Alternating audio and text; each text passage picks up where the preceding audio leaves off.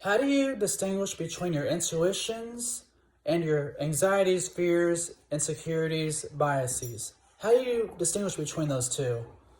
Well, let's first break down what intuition is. Intuition is an inner knowing beyond conscious reasoning and evidence. It's basically your mind is picking up patterns in the world that your conscious mind is not able to detect yet. Your anxieties is more about your preconceptions, your triggering, your worry about the future. It's more about that insecure child within you that's worried about something. It's expecting the worst case scenario. It's pre-planning, and while it's helpful, those feelings are valid and stuff. When you make decisions in your life, it's not healthy to make them based off of your anxiety, but more towards your intuition. And here's why. If you make your choices based off of your intuitions in your life, of your anxieties and traumas and insecurities in your life, then you're going to experience more of those feelings in your life. And it's up to you. Like, do you want to experience more anxiety in your life, or do you want to experience more happiness and fulfillment in your life?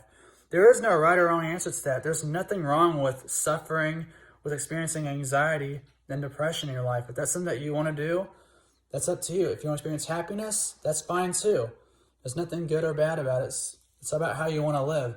There's some people who are so defined by their anxiety and by their trauma and depression that if they stop worrying and stop having their anxiety, then they're almost like they're worried about not worrying. You see that? Like, they can't.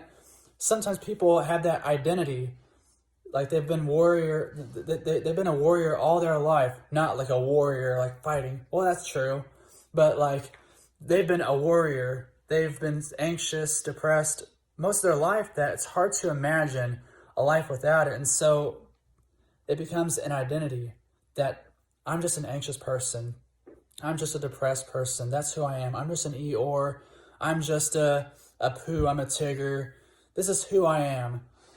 And they kind of lock themselves in this negative belief because you can always change. But I feel like that people who have chronic anxiety are fear of change because they're like, if I stop worrying, then something bad is going to happen. Or if I stop worrying, then I feel like something bad is going to happen. See, that's again, worry on top of worry on top of worry. And so you're never going to break out of that.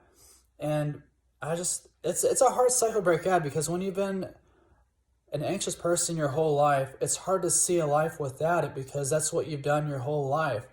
So, but I want to let you know that you can break out of that by learning to distinguish between your intuition versus your anxiety, fears, insecurities, and all that.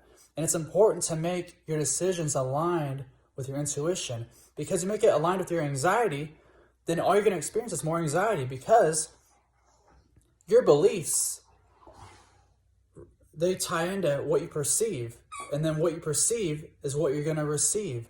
So for instance, if you expect the worst thing to happen out of reality, out of other people, then that's what you're going to perceive. And then you're going to take actions based off of your expectations and perceptions, and then that's going to lead to what you're going to receive. You're going to receive more of people confirming your beliefs.